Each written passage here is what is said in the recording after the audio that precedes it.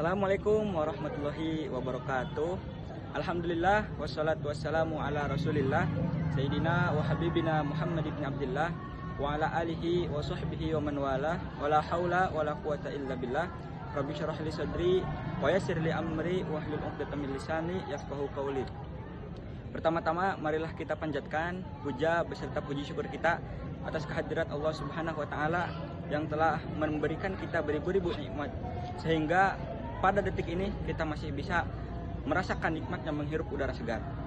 Tak lupa salawat dan salam marilah kita curah limpahkan kepada junjungan kita, Nabi besar kita, Nabi Muhammad SAW yang telah merubah zaman dari zaman jahiliyah menuju zaman Islamiyah seperti sekarang ini.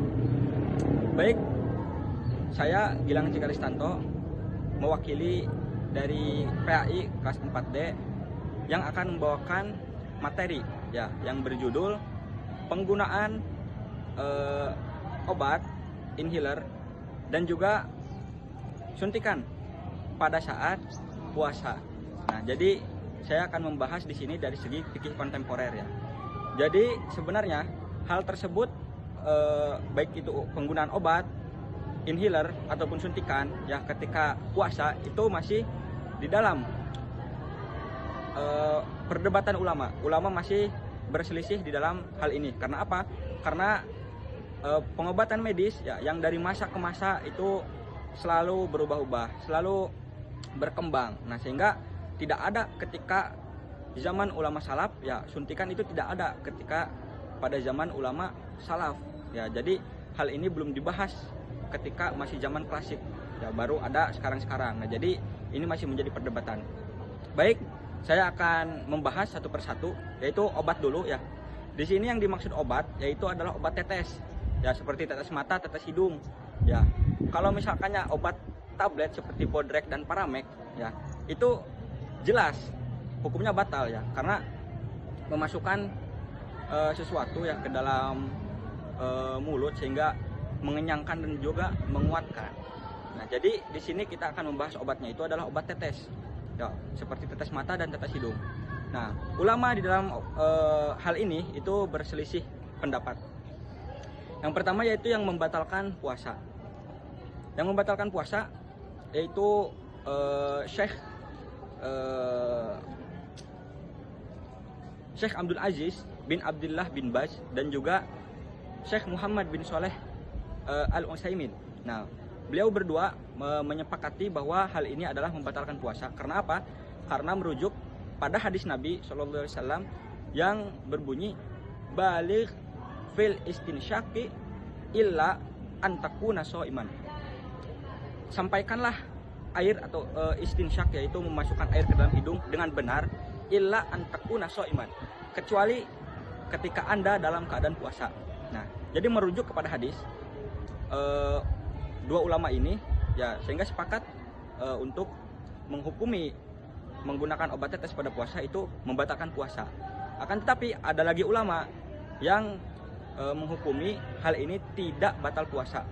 Ya, yaitu Syekh Hasim Al-Khiyat dan Syekh Ajil An-Nashmi. Ya, beliau berdua sepakat untuk menghukumi menggunakan obat tetes pada bulan Ramadan itu tidak membatalkan puasa. Ya, dengan dua alasan. Yang pertama, karena cairan ya yang masuk ke dalam tubuh itu hanyalah sedikit. Dan yang kedua, ya karena cairan ataupun obat tetes ini tidak menguatkan dan tidak mengenyangkan, sehingga tidak menggantikan posisi makanan dan minuman. Seperti itulah. Nah, jadi untuk obat ini ada dua pendapat ya, ada pendapat yang membatalkan dan ada juga yang tidak membatalkan. Terus selanjutnya yaitu penggunaan inhaler pada saat berpuasa. Penggunaan inhaler pada saat puasa ya itu berselisih juga, akan tetapi sedikit perselisihan di dalam penggunaan inhaler ini.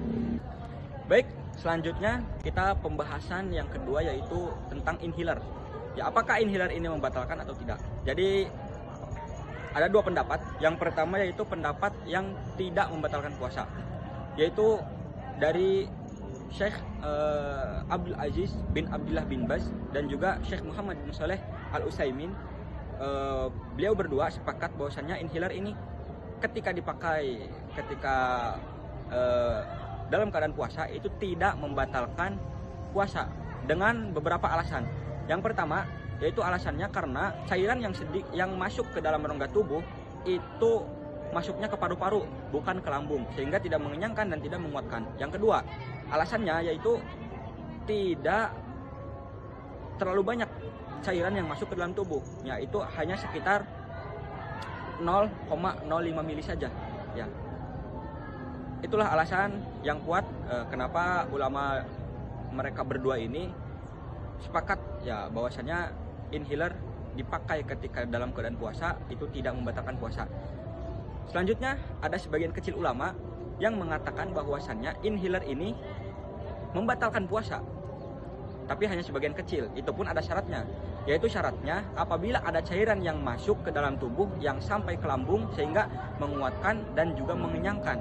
Nah, jadi untuk inhaler ini pendapat yang kuat adalah tidak membatalkan, yaitu dari Syekh Abdul Aziz bin Abdullah bin Baz dan juga dari Syekh Muhammad bin Shalih Al Utsaimin.